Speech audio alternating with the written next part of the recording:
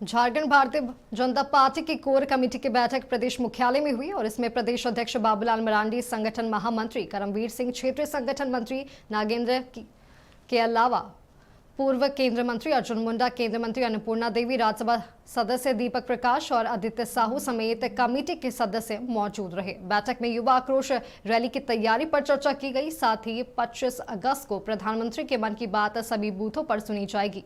वहीं चंपई सोरेन के मामले पर नेता प्रतिपक्ष अमर बावरी ने कहा कि बीजेपी में आने वाले का स्वागत है और पार्टी ने दरवाजे खुले रखे हैं, लेकिन आने की एक प्रक्रिया होती है जिसका पालन करना चाहिए।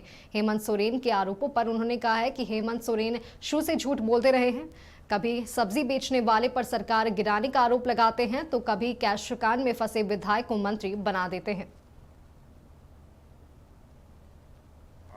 इस सरकार के जो निर्माण का जो एक मुख्य कारण था वो उसमें कुछ ऐसे वायदे थे जिन वायदों के बुनियाद पर सरकार अस्तित्व में आई थी 2019 के पहले।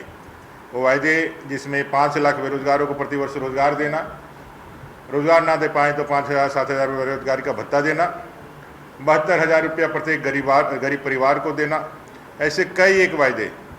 स्थानीय भी सीटें इन्होंने 2-4 हज़ार जो भी वैकेंसियाँ निकाली उसमें सीटों को इन्होंने बेचने का काम किया। CGL से लेकर के JEE और जितने भी परीक्षाएँ हैं उसमें बच्चे अभी भी CBI जाँच की आशा देख रहे हैं।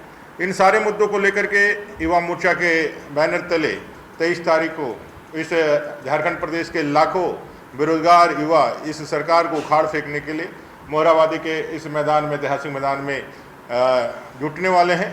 उससे संबंधित विशेष चर्चा हुई और आने वाले विधानसभा के निमित्त जो तैयारियां और जो हम लोगों का सांगठनिक प्रयास है उसको करने का निर्णय